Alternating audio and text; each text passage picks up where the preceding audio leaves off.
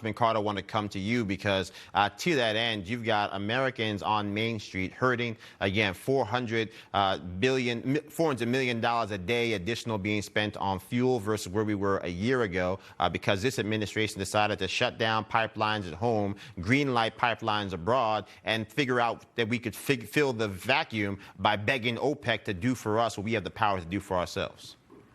Absolutely. And all this is going to do is add to the already raging inflation that we're experiencing. And don't forget, you mentioned the 61% increase in gas prices. I mean, people are paying more at the pump now. They're going crazy about this. We got natural gas that has increased in price and is going to increase even more if the Democrats are able to pass this $3.5 trillion tax and spend bill that they want to pass, because they have a methane tax in there. It will actually tax natural gas and add more to the price, which people use for heating their homes. I mean, and look, this Thanksgiving, this Turkey Day is going to be one of the most expensive that we've ever had. Turkey is up 27%. You've got carrots up 47%. You got even the pumpkin pie, Congressman. Pumpkin pie, 20%. I mean, look, to that. All of these things are just adding to the inflation. And what is inflation? It's nothing more than a tax. And who does it impact the most? It impacts the middle class and the working class. Those are the ones who can least afford it, and those are the ones who are going to be impacted the most. To this point, if we can't get people to agree on spending, most assuredly we should be able to get people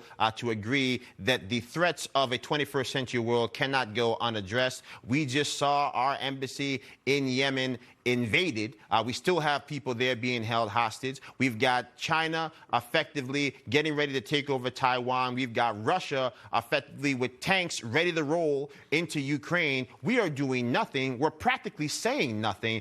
Congressman, about 20 seconds to both of you, 30 seconds max. How do we make sure that we can get a coalition of the willing in Congress to actually add some stability to the world before this thing goes completely off the rails? Congressman Clyde, I'll start with you.